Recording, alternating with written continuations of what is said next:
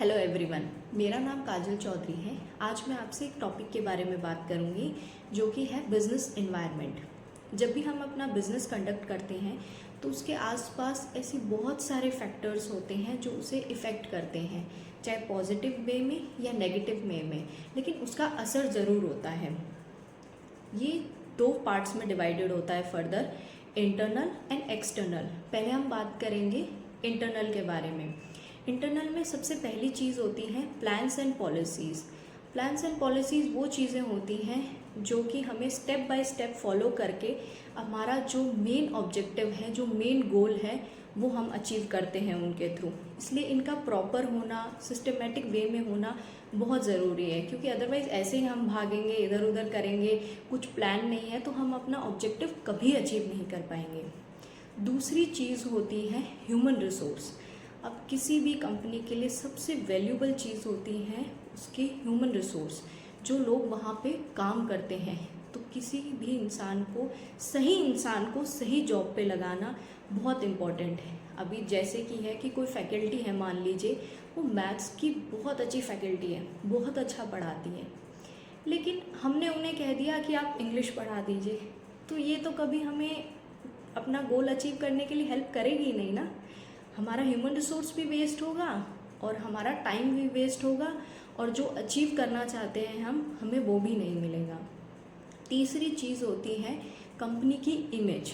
Image सबसे बड़ी चीज़ होती है। आज हम जैसे देखते हैं कि टाटा का नाम आते ही हमारे दिमाग में क्या आता है, अरे भाई उनका प्रोडक्ट तो बहुत अच्छा होगा। क्यों? क्योंकि इतने सालों में उन्होंने अपनी गुडविल बनाई है। चौथी चीज़ होती है कॉरपोरेट कल्चर। कैसा एनवायरनमेंट, कैसा सिस्टम हमने अपने एम्प्लॉयज़ के लिए बनाया है अपने फर्म के अंदर, वो बहुत ज़रूरी होता है। दो तरीके से है, मान लीजिए कि एक बहुत क्लोज्ड रिस्ट्रिक्टेड है, एक बहुत ओपन है, फेमिलियर है। तो आप ही देखिए कि अगर आपने अपने एम्प्लॉय को ऐसे ट्रीट किया है कि वो आपकी फैमिली की तरह है, अगर उनके घर में कोई दिक्कत है तो आप वर्क फ्रॉम होम उन्हें दे देते हैं, उनकी सारी चीज़ें समझते हैं। दूसरा ये है कि बस ऑर्डर दे दिया, तुम ये काम करो, तुम्हारा ये काम है। तो अगर कभी भी हमारी फर्म को या हमें नीड होगी कि हमें एक्स्ट्रा काम करवाना है, कुछ भी चीज़ है, तो जिस इंसान को हमने ओपन कल्चर दिया है, जिसकी बात हमने समझी है, वो हमारी भी बात समझेगा। और अगर क्लोज रखा है तो वो भी ये सोचेंगे चलो अपना काम है, जितना दिया है उतना कर देते हैं, ना एक्स्ट्रा एफर्ट्स लगाएंगे ना कोई बात। अगली चीज़ है लेबर यूनियन।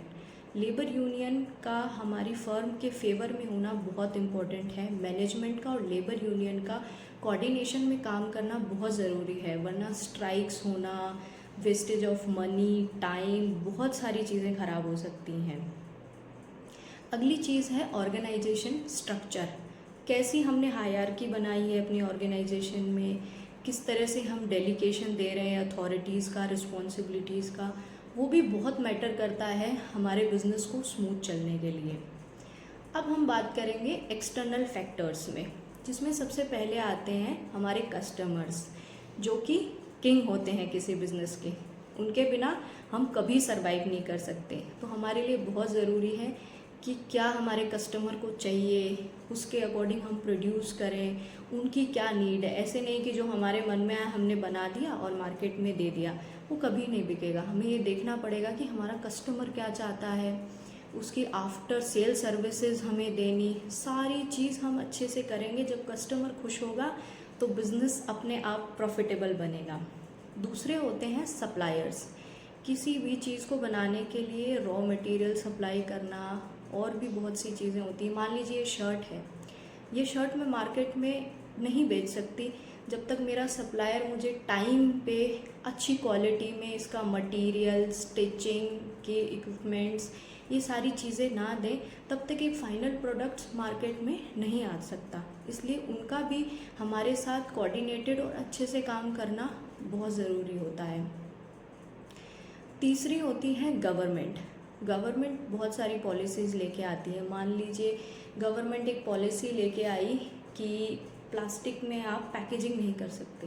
अब हमारी पैकेजिंग तो सारी प्लास्टिक में चल रही है, तो इसका कितना बड़ा असर पड़ेगा, क्योंकि जो पहले से बना हुआ है वो भी सारा वेस्ट हो जाएगा, हमें फिर से सब कुछ करना पड़ेगा। तो ऐसी बहुत सी चीज़ें होती हैं इंटरनली एक्सटर्नली, उन्हें सबको मैनेज करके अच्छे से समझ के हमें बिज़नेस करना पड़ता है, तब जाके हमारा बिज़नेस ग्रो करता है, प्रॉफिटेबल होता है। इसलिए 4 वर्ड होते हैं स्वॉट: strength, weakness, opportunity and threats.